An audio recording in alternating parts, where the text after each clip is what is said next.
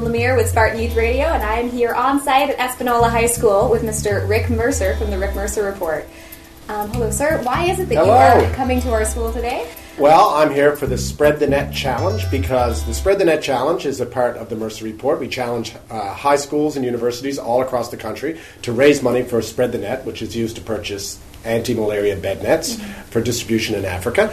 And we visited the university that raised the most money in Canada, that was UNBC in Prince George, and the high school that raised the most money is right here, Espanola High in Espanola, Ontario, and that's why I'm here. Yes, thank you very much. So how have you found our little town? Oh, wow. I mean, I've mostly been inside the school, but it's been tremendous. I mean, everyone has been really amazing. You were at the rally, I guess. The students were, they were just so enthusiastic.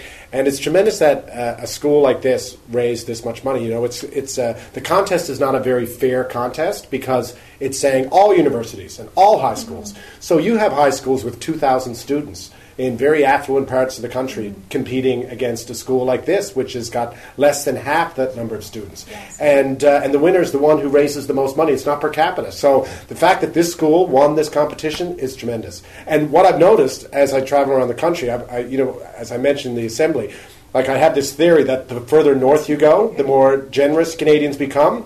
And why do you think that is? Well, I don't know. It's a sense of community. Yeah. I know people from the north remind me of where I'm from. People from Newfoundland, they're very proud of where they're from. And I think that comes, in some ways, it's a result of the fact that it's tough. It's like it's harder living in the north. Like it's harder growing up in Newfoundland. So you're just proud of that. You know, there's a real sense of place. And anyway, that's my theory. And this year I was proven right because both schools that won are in northern communities. Thank you. Yes, that was actually the most money that the school has ever raised for anything. Well, it's an amazing amount of money. So what's next actually on your Spread the Net campaign? Will you be doing the contest next year? We'll be doing the contest next year. We'll expand it actually because originally it was just universities.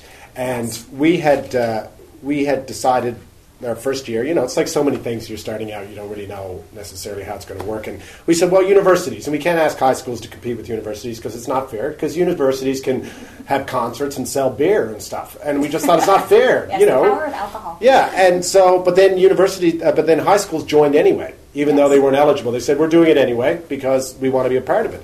So we opened it up to high schools, and now it looks like we're going to open it up to elementary schools because elementary schools are insisting on being a part of it. Oh, really? Yeah. So you've definitely created a moving global movement. Really. Well, it's moved across the country. It started out as a very small, it started out as a website, essentially, and partnered with UNICEF. Belinda Stronach and I founded the organization, but we didn't want to start growing the administrative side of the organization. We just wanted to raise money. You didn't expect it to get And we partnered with UNICEF because they have the people on the ground and they have the expertise. And it certainly has grown. Originally it was just for people to go online and, click and spend $10 and buy a net and save a life. And then all sorts of young people started emailing saying, well, how can I do it because I don't have a credit card? Or people started saying, my kid is insisting that I buy a net.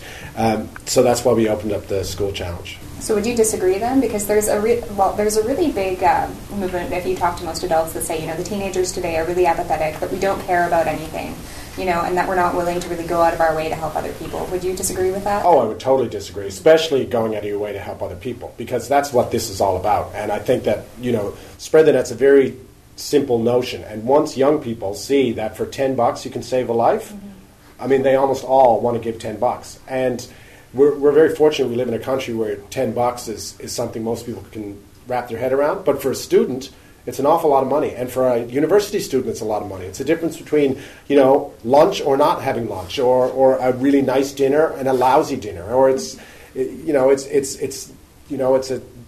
piece of entertainment on the weekend. I mean, it's a big sacrifice, and kids do it all over the country. I certainly don't believe that. I think I would love to see more young people involved politically, obviously, because that's kind of my passion. And I know that if young people in this country started to get involved politically, and God forbid they actually voted, it would scare the hell out of the political parties, every single one of them, because every single one of them relies on the fact that they use youth as volunteers that odd 4 or 5% that are intrigued by politics and actually want to work it, and then the rest of them they completely ignore. And they're there as labor, and that's it. And that's why tuition prices are through the roof in this country. And I tell you, if 50% of the young people in this country voted, tuition would never go up in the next 10 years. Well, we actually have an election that's probably going to be happening in roughly 6 weeks. It certainly looks like that. And I believe the last election we had, this country actually set the unfortunate record of having the lowest voting rate, especially among youth. Yeah, that's very unfortunate. And I would encourage any young person that's interested in politics to volunteer on a campaign, because it's a great life experience, and it's incredibly intense. It's a huge educational experience. And even if you don't know which party that you necessarily like, just take a stab at it. Doesn't mean you have to stick with that one forever. But it's a great experience, and everyone should do it. Okay. Well, thank you very much, sir. And I understand that we're running out of time, but I want to thank you for being here today. We actually have a lovely parting gift for you from Spartan Youth Radio. Excellent. We thought you might appreciate this, being a part of the It Gets Better campaign. Yes. We're affiliated with Derek Forgey's Straight Not Narrow campaign. I love that. Yes. So we've got that for you. Excellent. And there's some goodies Thank you so inside. much. You're welcome. Congratulations. What a great station. What a great idea. Thank you. Thank you. Okay, this is Madeline Lemire and Rick Mercer, and we're out.